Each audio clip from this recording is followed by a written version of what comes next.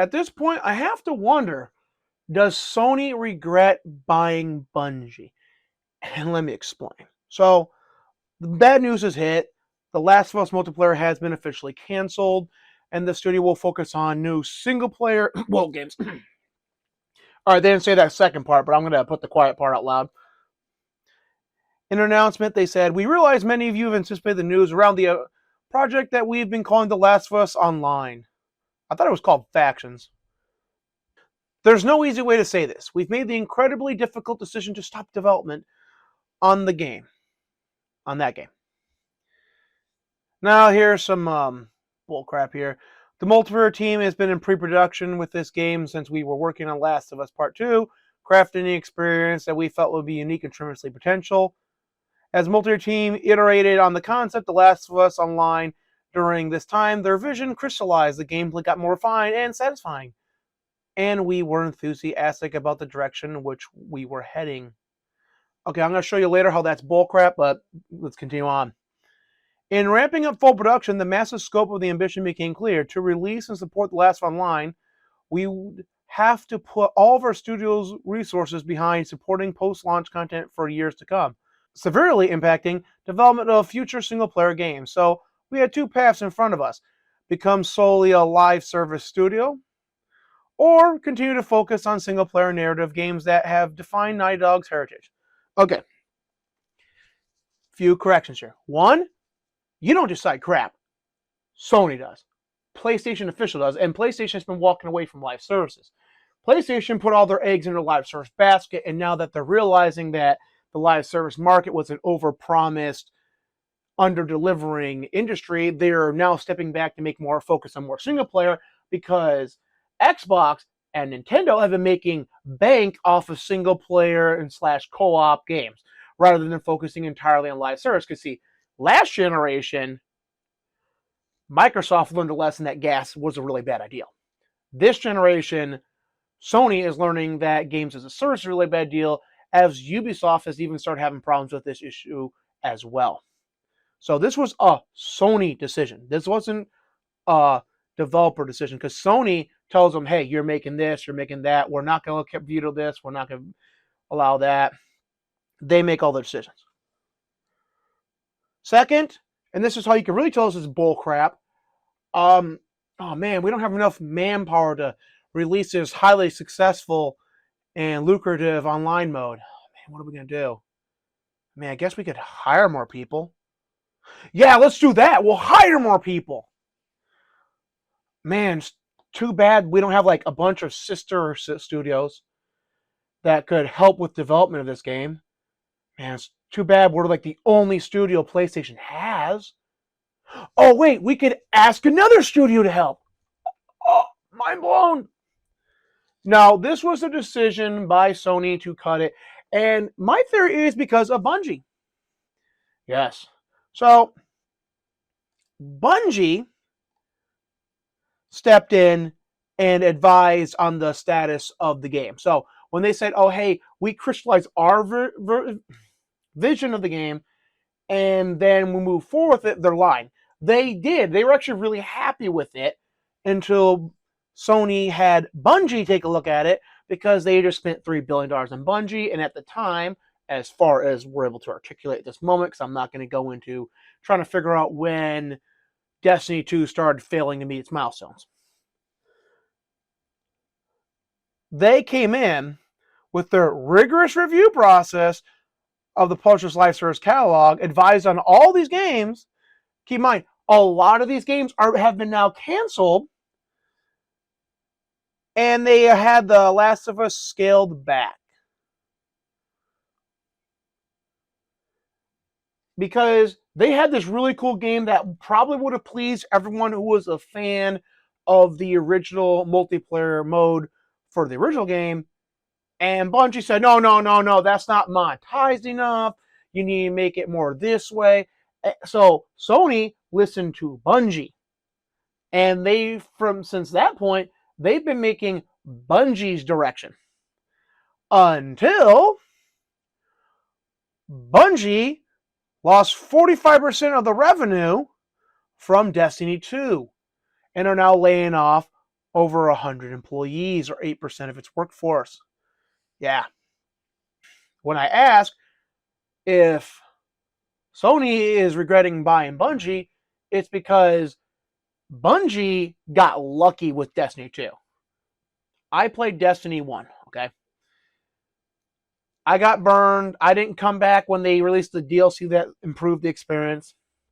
But I kept in. I saw it happening. I saw people saying, "Hey, no, okay, the game's now good" and all that.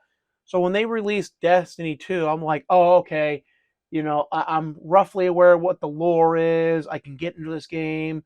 I'll give them an air shot. They really learned a lesson." And then I got burned a second time. I'll be honest. If I'm not being offered a Bungie game on Game Pass or Humble Bundle or Plus for when I give if I ever get a PlayStation again and I get Plus, I'm not buying another Bungie game. I got burned twice. Now again, Destiny 2 supposedly did improve a bit, but I'm not gonna lie, it kind of sound like some copium. Because now people are finally accepting that no, this game's never gonna improve. It's never gonna go in the way we want it to. It's never gonna listen to consumer feedback. It's just gonna keep trying to gouge us, and they're abandoning the game in droves. Sony spent $3 billion. Analysts even said they spent way too much money on this purchase. Now, to top it off, now they're not going to make the money they're going to make. Marathon, behind the scenes, according to people in the know, is testing abysmally. They basically want to escape from Tarkov. And they had all these Escape from Tarkov streamers play it, and they all said, yeah, no, we would not switch from Escape from Tarkov to this game. No, they didn't even ask the Destiny 2 streamers. They asked the Escape from Tarkov streamers to play this game, which really shows you the loyalty they have to their streaming audience. Now, I'm not saying you can't have Escape from Tarkov streamers involved, but it would make pragmatic sense to have some Destiny 2 streamers involved as well. Because, like, hey, this is the new direction we're going in. We want their feedback, but we also want to show that we're loyal to the streamers who, let's be realistic, you guys are probably going to be switching over as Bungie community streamers because a lot of people are then going to, watch the Destiny 2 expansions from you and then, the marathon. We want you there too. So that would make pragmatic sense, and that's not what Bungie did. So there's, I don't want to say there's bad blood amongst the Destiny community, the streamers at least, but there might be. Bungie has cost Sony so much money. How many of the live service games that got canceled did they advise on? We're probably never going to get a breakdown of that, but I'm willing to bet every one of the ones that was canceled was a Bungie advised game. And the idea that they just listened to this one developer who had a captured audience, because let's be honest, we've all been there. Like, we know the current stuff is not that good, or I shouldn't say all of us, but you stick to the game, you're playing it, that's kind of what, because you have time invested in it. That's what they had with Destiny 2. That was built up based on a lot of goodwill from the original game. That was not just because Destiny 2 was an amazing game, because in the long run, it just kind of wasn't.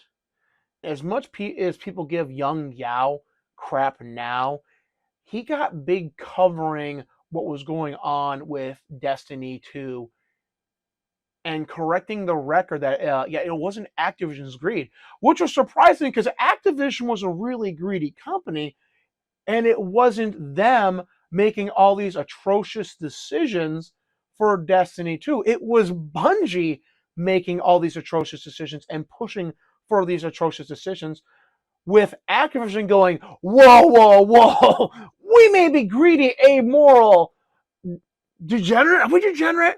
Is it quick, Bob? Check to see if there's money in degeneracy. Pieces of crap, but that is way too greedy. You got to reel that back in, man. Come on. Because when you have literally the gaming devil being like, whoa, man, too far, too far. Not the kind of people I would think, hey, I'm going to ask them to advise on all my entire catalog. But sadly, this is what happens when you have management class people who are too lazy to do any research into the company you just bought up to find out if, hey, should we really be listening to this company?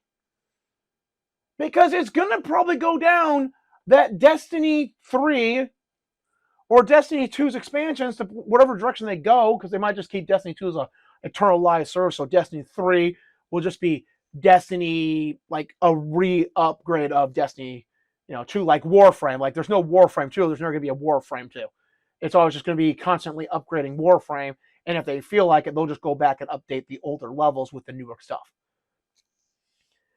So regardless, like that may never pick up. It might be their last successful game.